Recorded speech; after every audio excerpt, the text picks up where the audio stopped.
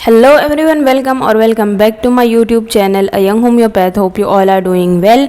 सो आज का जो हमारा टॉपिक है वो अगेन एक फ़िलोसॉफ़ी का टॉपिक है, जिसके अंदर कि हम डॉक्टर क्लोज की फ़िलोसॉफ़ी को देखने वाले हैं।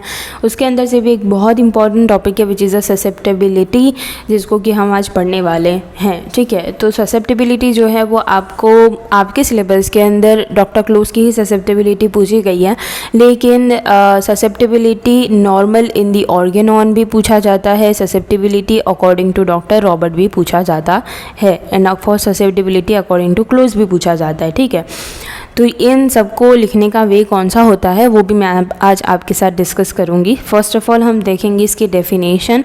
ये डेफिनेशन आपको डॉक्टर क्लूज की फ़िलोसॉफ़ी में भी मिल जाएंगी, और जो नॉर्मल ऑर्गेनॉन की कोई भी बुक अगर आप यूज़ कर रहे हो, जो हमारी टेक्स्ट बुक नहीं कह सकते बट हम जो गाइड बुक हैं, ठीक है, कोई भी गाइड बुक आप ले सकते हो, आप बाबू यूज़ कर सकते हो, ए दास यूज़ कर सकते हो। ठीक है, तो उन सब के अंदर आपको ये चीज़ मिल जाएगी। सो डेफिनेशन देखते हैं ससेप्टिबिलिटी आखिर होती क्या है। जैसे हमने पोसोलॉजी पढ़ा था लास्ट टाइम, तो पोसोलॉजी में भी हमने ज़्यादा इंपॉर्टेंस किसको दी थी, ससेप्टिबिलिटी को दी थी। तब ये क्वेश्चन आता है कि भाई ससेप्टिबिलिटी होती क्या है। So it is the general quality and the capability किसकी ऑफ द लिविंग ऑर्गेनिज्म क्यों to receive a stimulus and also react accordingly. ये बहुत सिंपल वाली डेफिनेशन है।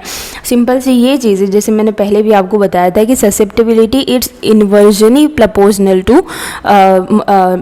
इम्यूनिटी। ठीक है, जैसे इम्यूनिटी हम बोलते हैं कि किसी की इम्यूनिटी ज़्यादा है तो उसको कोई डिजीज़ नहीं होती है, उसका जस्ट उल्टा आपको कर देना है विच इज़ ससेप्टिबिलिटी। अगर किसी की ससेप्टिबिलिटी ज़्यादा है दैट मीन्स कि वो बहुत अच्छे से सिम्टम्स दे रहा है।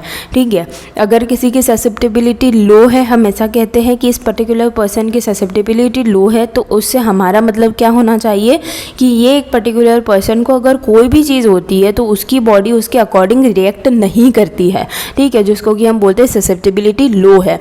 तो यहाँ पर डेफिनेशन के अंदर भी वही बात करी गई है कि it is a general quality, ठीक है, एंड कैपेबिलिटी है एक लिविंग ऑर्गेनिज्म की, कि हमारा लिविंग ऑर्गेनिज्म है।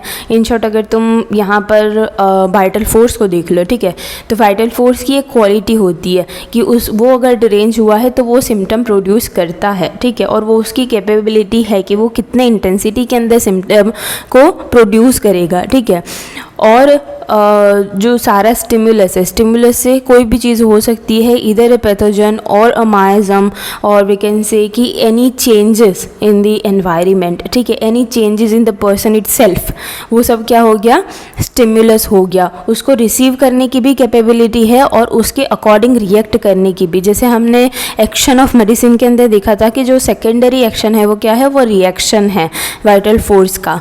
तो उसी तरीके से उस रिएक्शन को देने का भी जो कैपेबिलिटी है उसको हमने बोल दिया ससेप्टिबिलिटी। ठीक है, आगे मैंने लिखा है डॉक्टर एच ए रॉबर्ट की डेफिनेशन। तो अगर आपको susceptibility according to doctor H A Robert पूछा जाता है तो आपने सिर्फ ये वाली डेफिनेशन लिखनी है, ये वाली नहीं लिखनी है। ठीक है, अगर आपको डॉक्टर क्लोज के अकॉर्डिंग, अगर आपको इन जनरल ऑर्गेनॉन के अंदर ससेप्टिबिलिटी पूछी जाती है तब आप डेफिनेटली ये वाली डेफिनेशन लिख सकते हो। ठीक है, so according to doctor H A Robert क्या है ये, the reaction of the organism to the external and also internal influence. ठीक है, कि भाई एक्सटर्नल और इंटरनल सारे जो चीज़ें चल रही हैं उसके अकॉर्डिंग जो रिएक्शन देना है उसका वो जो ऑर्गेनिज्म की कैपेसिटी है उसको हम डॉक्टर रॉबर्ट ने बोल दिया ससेप्टेबिलिटी।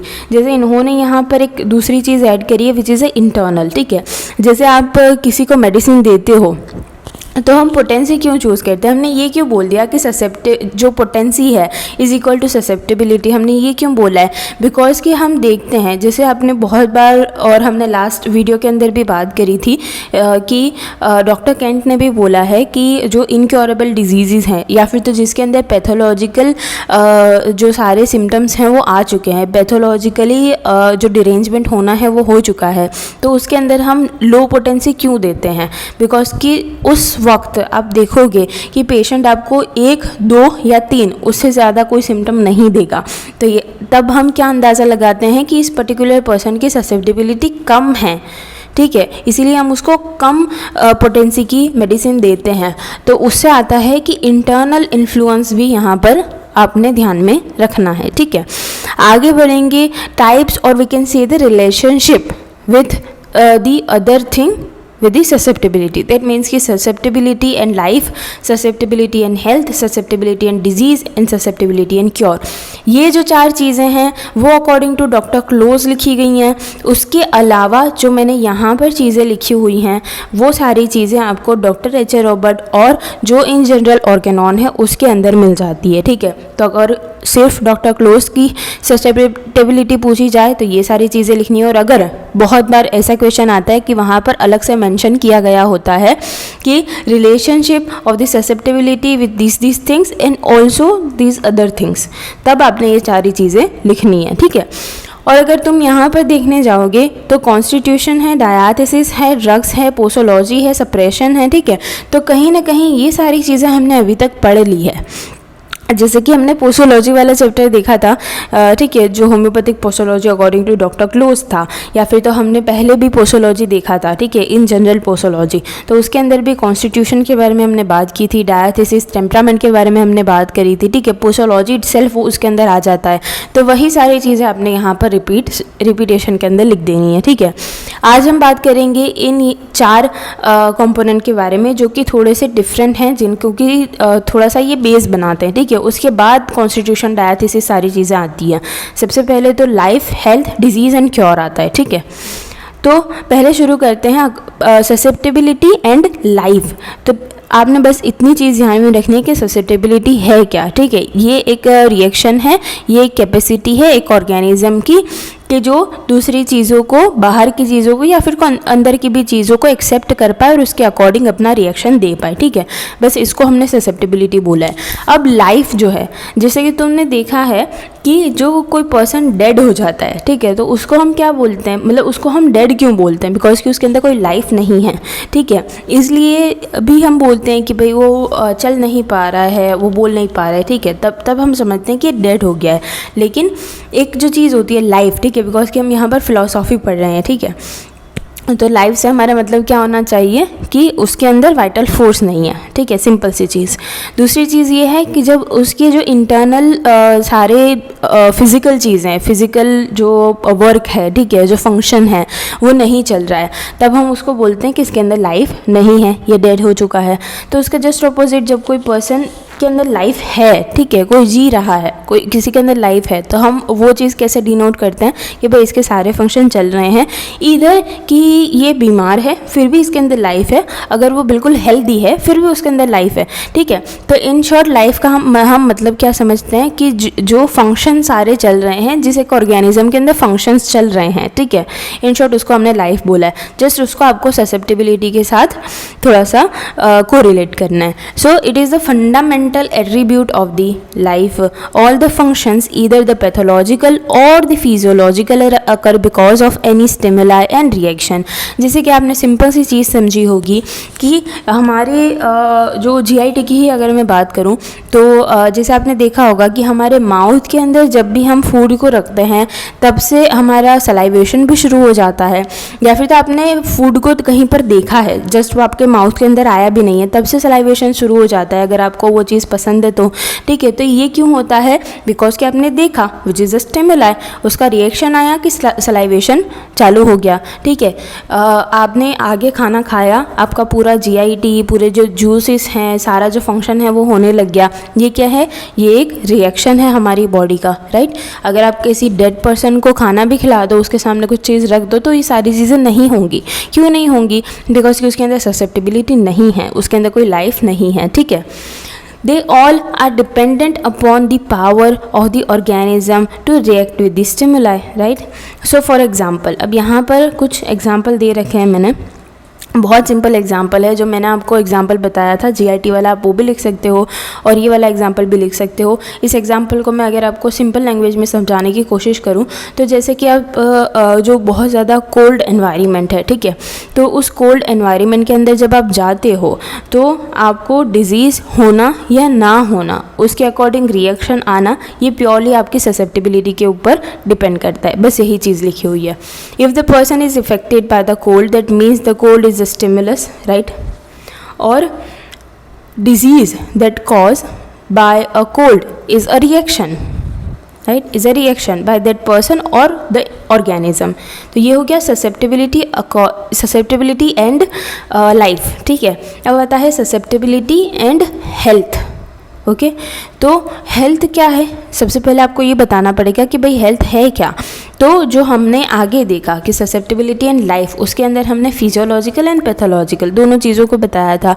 लेकिन यहाँ पर आपको सिर्फ और सिर्फ फिजियोलॉजिकल चीज़ को देखना है कि फिजियोलॉजिकल बैलेंस में, हार्मनी के अंदर हमारी बॉडी के सारे फंक्शंस, सारे ऑर्गन अपना अपना फंक्शन अच्छे से कर रहे हैं, विच इज़ अ हेल्थ, ठीक है. So the perfect balance of the organism represent the health. That means the susceptibility should be in the normal range or a condition. It responsible only when the organism normally exhibit or normally respond. ठीक है, तो ये तभी होगा जब कोई person normally, जब कोई ऑर्गन, कोई पर्सन, किसी का वाइटल फोर्स नॉर्मली सारी चीज़ों को चला रहा है, ठीक है, उसी को हमने हेल्थ बोला है. अगर एबनॉर्मल ससेप्टिबिलिटी हो जाती है तो क्या होता है, डिजीज़ हो जाती है, राइट. वो भी हम आगे देखेंगे ससेप्टिबिलिटी एंड डिजीज़ वाले थिंग के अंदर. सो इसके अंदर भी एक एग्जाम्पल है, जैसे हमने ऊपर ही देखा कि भाई ज़्यादा कोल्ड में जाने की वजह से पेशेंट कोल्ड को कैच कर लेता है, जिसकी वजह से उसको स्नीजिंग आने लगती है, उसको स्टॉपिंग ऑफ नोज होने लग जाता है, उसको फीवर आ जाता है बहुत बार, ठीक है. या फिर तो इन शॉर्ट अगर उसको इन सारी चीज़ों को हम एक वर्ड में कंपाइल करें तो विच इज़ सिक, पेशेंट सिक हो जाता है, ठीक है. तो अब ये सिकनेस कुछ कुछ को ही आती है. जैसे आपने देखा होगा कि आप और आपका दोस्त दोनों कोल्ड एनवायरनमेंट में जाते हो, लेकिन आपके दोस्त को कुछ नहीं हुआ और आप सिक हो गए, ठीक है. तो आपके दोस्त को कुछ नहीं हुआ, तो वो क्यों कुछ नहीं हुआ, बिकॉज कि वो हेल्दी है, ठीक है. So if the person exposed to the cold wind but he cannot catches the cold or he doesn't fall sick, at that moment person's susceptibility is normal or the person is healthy, right. That means कि normal susceptibility is equal to healthy person, ठीक है. ये चीज़ है सिर्फ यहाँ पर. So our medicine aim to restore the normal susceptibility in order to cure, ठीक है. ये चीज़ भी हम आगे ससेप्टिबिलिटी एंड क्योर वाले पॉइंट के अंदर देखेंगे. सबसे पहले हम देख लेते हैं ससेप्टिबिलिटी एंड डिजीज़, ठीक है. तो अब यहाँ पर सिंपल सी आपको ये चीज़ समझनी है. जैसे हमने देखा कि normal susceptibility is equal to person is healthy. अब यहाँ पर एब नॉर्मल ससेप्टिबिलिटी, ठीक है, abnormal susceptibility is equal to disease. अब एब नॉर्मल ससेप्टिबिलिटी में दो चीज़ें हो सकती है, या तो पर्सन की ससेप्टिबिलिटी हाई है या तो पर्सन की ससेप्टिबिलिटी लो है, तब भी डिजीज़ होती है, ठीक है. तो ये दोनों कंपोनेंट आपको यहाँ पर मिलेंगे. So it is due to the abnormal susceptibility where the susceptibility can be increased or may be decreased. This state is known as the morbid stage, and that must be considered as a therapeutically form the standard of the individual, ठीक है. उसके अलावा आपसे sign and symptoms are indicated the abnormal susceptibility. Simple सी चीज़ है.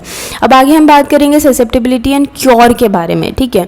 तो हमने ये देख लिया कि ससेप्टिबिलिटी इन लाइफ क्या है, फिर हमने देखा कि भाई हेल्थ क्या है, फिर हमने देखा कि भाई क्योर डिजीज़ क्या है, ठीक है, जिसके अंदर ससेप्टिबिलिटी हाई भी हो जाती है, लो भी हो जाती है, ठीक है. दोनों को हमने बोल दिया कि इसके अंदर डिजीज़ हो रही है.